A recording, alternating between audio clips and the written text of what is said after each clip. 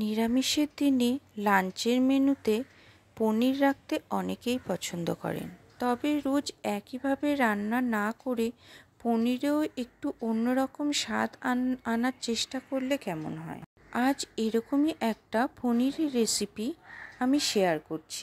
এই রান্নাটার জন্য আমি নিয়ে নিয়েছি 200 গ্রাম মতো পনির। পিস পিস করে কেটে নেব পনিরগুলো, একটু নুন মাখিয়ে রেখে দেব। আর দুটো বড় মাপের আলু ডুমো ডুমো করে কেটে নেব। আলুর টুকরোগুলো নুন হলুদ মাখিয়ে একটু ভেজে নিয়ে তুলে রাখবো। আমি এখানে পনির ভাজবো না, নুন মাখিয়ে রেখে দিয়েছি। আপনারা চাইলে হালকা করে পনির ভেজেও নিতে পারেন। আর টমেটো ঝাঁঝরিতে ঘষে টমেটো পেস্ট তৈরি করে রেখে দেব। এবার কড়াইয়ে তেল গরম করে টমেটো পেস্ট দিয়ে দেব। এখানে কোনো কিছুই আমি ফোড়নে দেব না।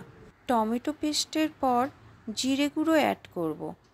এখানে জিরে গুঁড়োটা একটু বেশি পরিমাণ দেব, কারণ আর কোনো মশলাই আমি এই রান্নায় ব্যবহার করব না। দুটো লঙ্কা কেটে দিয়ে দেব আর দেব হলুদ গুঁড়ো। আদা ও টমেটোর মতোই ঝাঁঝরিতে ঘষে 1 চামচ মতো দিয়ে দেব। এবার সব কিছু একসাথে কিছুক্ষণ কষাবো। কিছুক্ষণ কষানো হলে কষা মশলার মধ্যে ছোটো বাটির 1 বাটি দুধ ঢেলে দেব।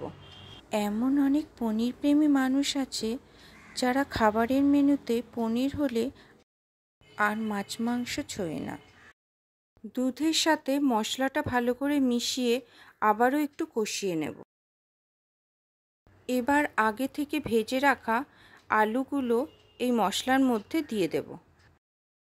সম্পূর্ণ নিরামিষভাবেই হবে, পেঁয়াজ রসুন বাদ দিয়ে। পনিরের আরেকটা সুবিধা হলো রাতের ডিনারেও এটা রুটি পরোটার সাথে একেবারে জমে যায়। স্বাদ মতো নুন দেব। আলুর টুকরোগুলো মশলার সাথে একটু ভালো করে নেড়ে চেড়ে পরিমাণ মতো জল দিয়ে দিতে হবে। আপনারা যে যেমন গ্রেভি রাখতে চান সেই মতোই জলটা দেবেন। এবার নুন মাখানো পনিরের টুকরোগুলো দিয়ে দেব। খুব বেশি মশলা না দেওয়ায় হালকার মধ্যে খুব টেস্টি এই দুধ পনির, আর রান্না করাও খুব সহজ। সামান্য একটু চিনি ছড়িয়ে দেব, পনির একটু মিষ্টি মিষ্টি ভালো লাগে। এবার কড়াইয়ে ঢাকনা দিয়ে প্রথমে আঁচ বাড়িয়ে ফুটিয়ে নেব। ভালো করে ফুটে এলে আঁচটা কমিয়ে দেব।